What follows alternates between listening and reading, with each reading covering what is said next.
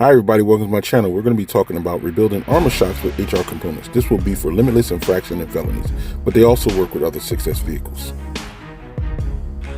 First, we're going to start by removing the spring retainer from the bottom of the shock. What I usually do is push up and pull the shock retainer, spring retainer out and slide it out.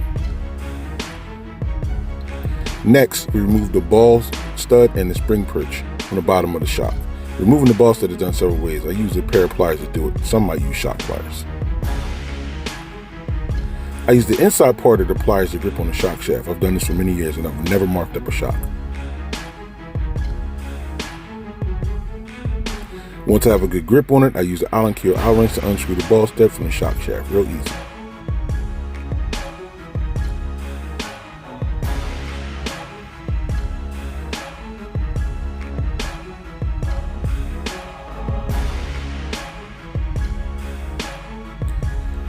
Now you want to remove the oil seal cap from the bottom of the shock. If you notice you have a leak, it's time to change it. Seals can cost you about $5 a pack. You get about 20 in a pack.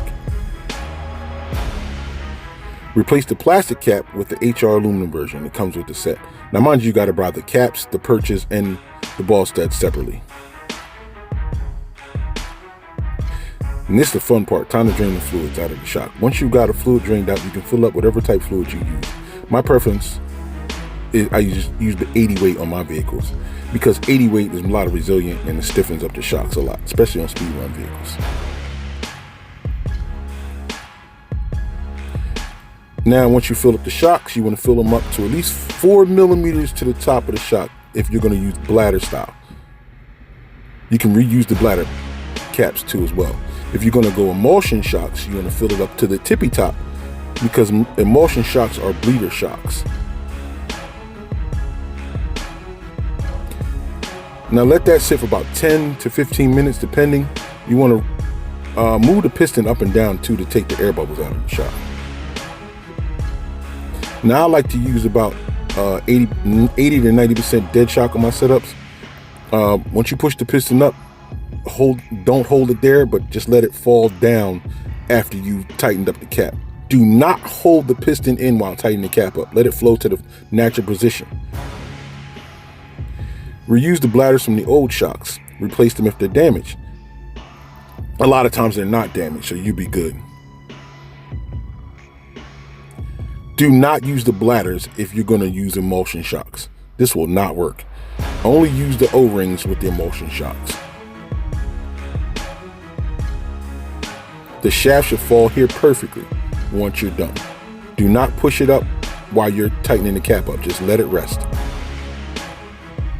Now you got to install the HR retainers with the HR ball studs. I use a little bit of Loctite on the end of the retainer, on the end of the ball stud, and none on the retainer. And now you're done. You got a complete metal metal shock, completely converted over HR conversions. Repeat these steps for the other shocks and you're all done. Nice, easy.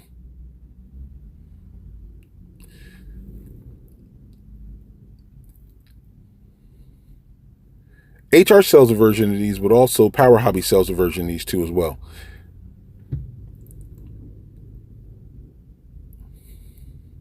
And now Perfect Pass sells a complete set. Like, subscribe, share, and comment. And stay tuned for more videos. Thanks for watching, guys. Peace.